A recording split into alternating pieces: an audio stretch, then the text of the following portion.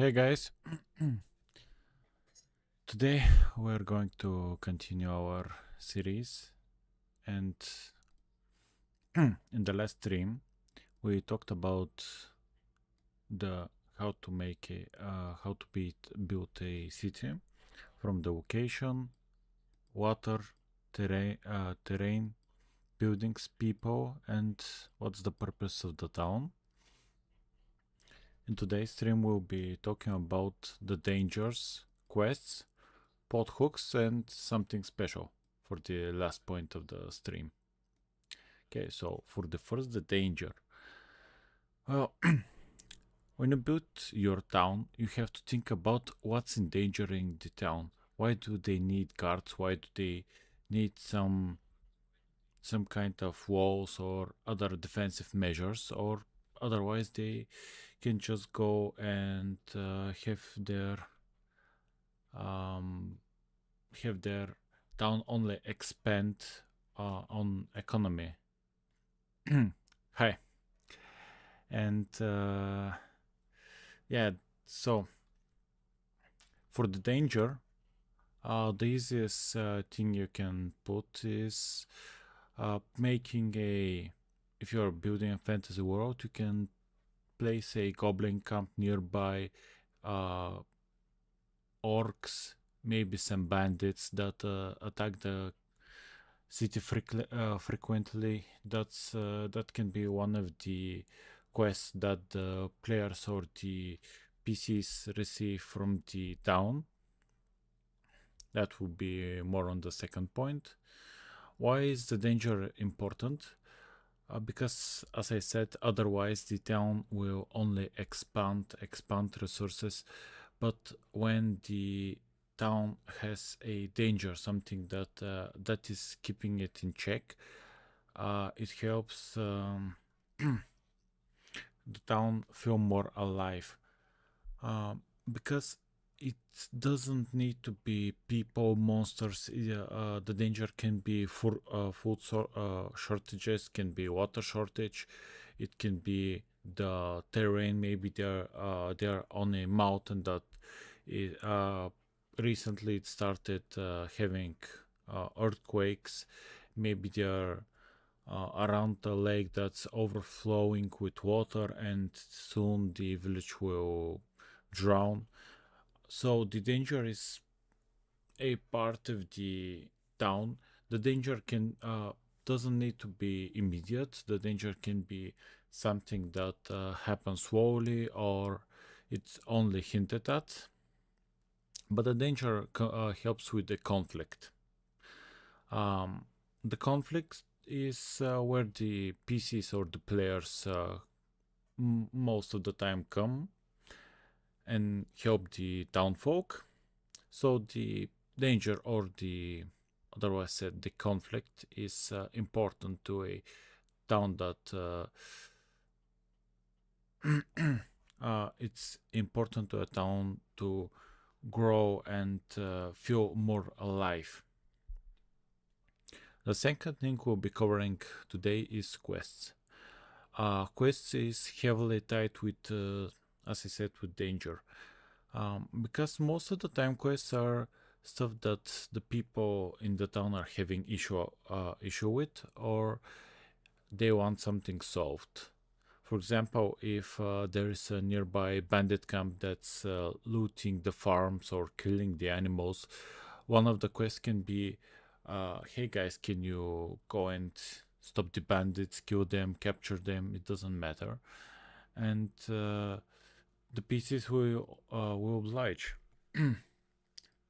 For example, somewhere here can be a sort of bandit camp that is far from the town. It's not in immediate danger when the players come in. They don't see the camp, they don't see the bandits, but slowly the players can see that the townfolk have food shortage. They are complaining a lot that something recently happened, and when they asked how can they help, then the townfolk can offer a reward for the players if they go and stop the bandits, capture them, kill them. It's really up to the GM to decide what the quest will be. And after that, when the players go and collect their reward, the problem should be solved for the townsfolk. There are also different type of quests. There can be a small quests in the sort of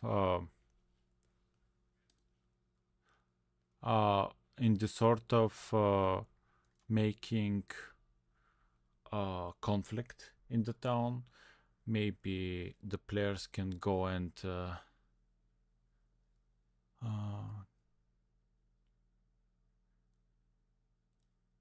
I see that baby Alexis has followed me. Thank you for the follow.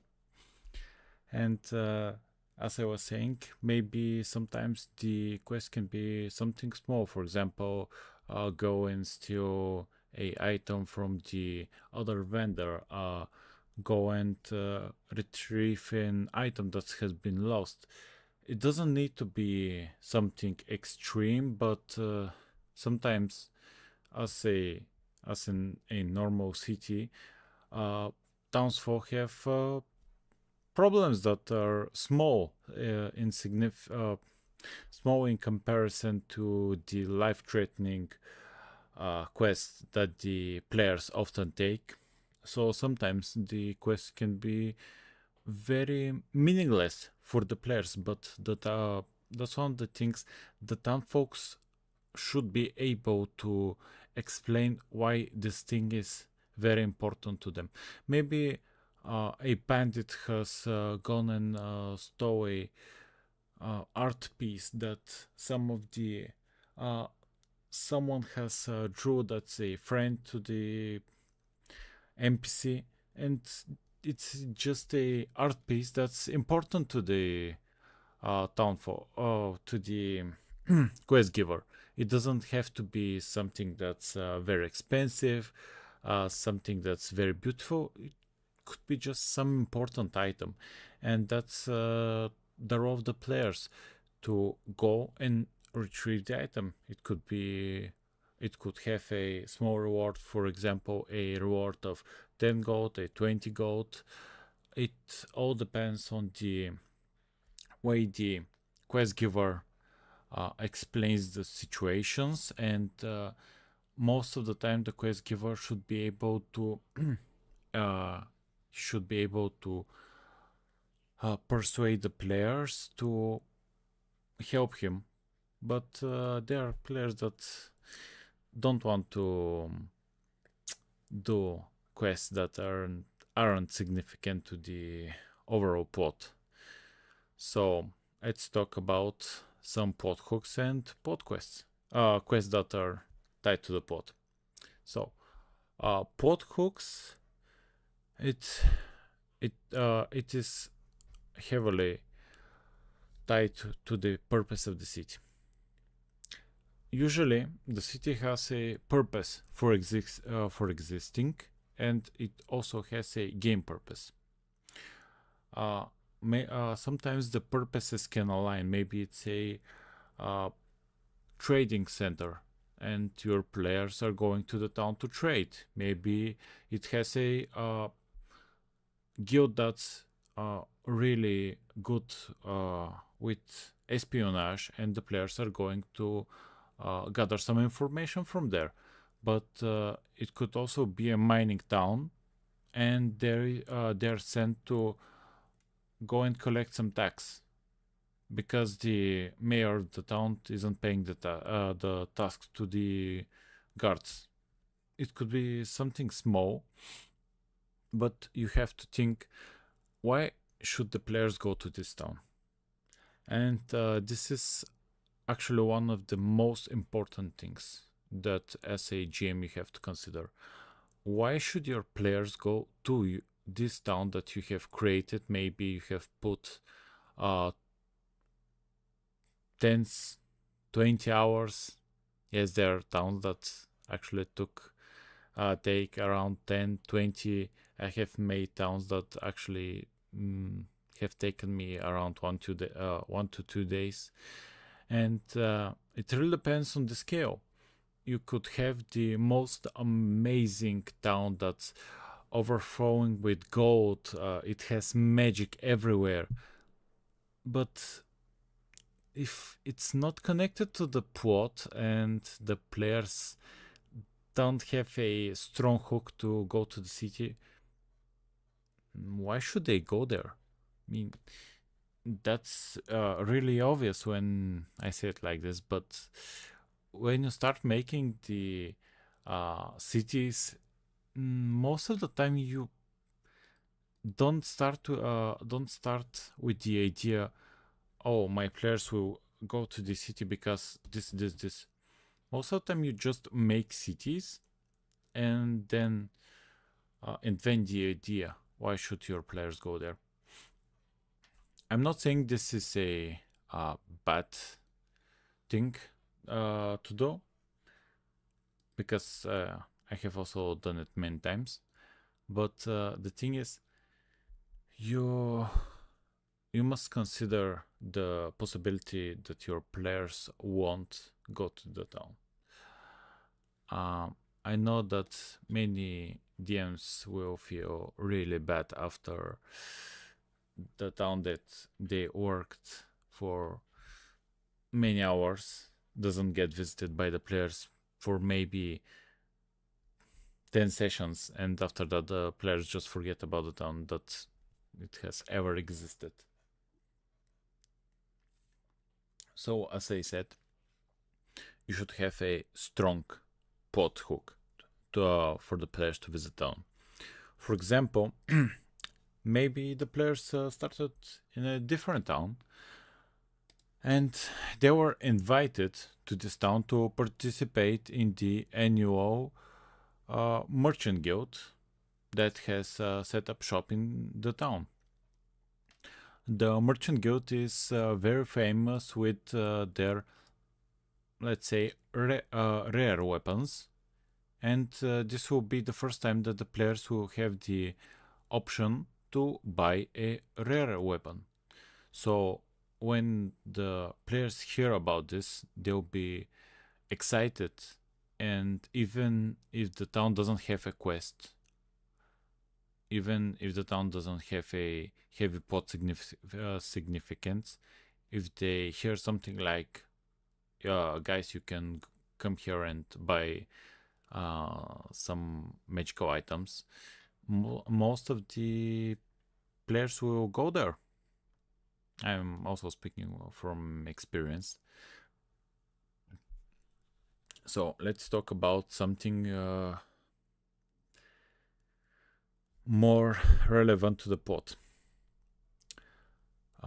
Maybe the players start in a bigger city and there is a plot to overthrow a merchant guild from the big city, and the plot is in this small city that we have made. Maybe the person that is running the marketplace, that's the owner of the marketplace that takes taxes every week, doesn't feel that the wealth he's accumulating from the store is enough, and he wants to expand. But if he wants to go to the big city, he has to find a place, place to set up shop. So what he's doing is he's trying to bankrupt a merchant guild to take their spot there, and so he can expand his influence in the big city too. So this can be a great plot hook. It will have a combat if the merchant in the town has some guards. He could be working with some demi-humans like goblins, like gnomes, like, if I'm not mistaken, orcs.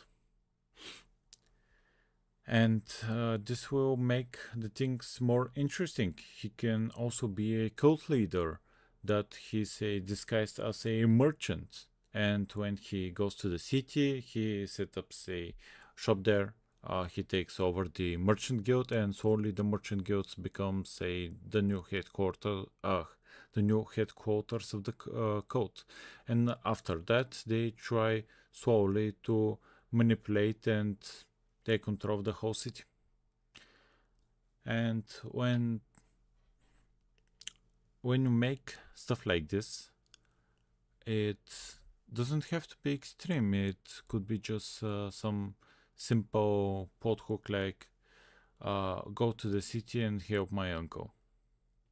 So GMs, think carefully when you're trying to persuade your players to go to the city you have made, because if they don't have a reason to go to the city, they won't go to the city. And today's last point, the secret point, is actually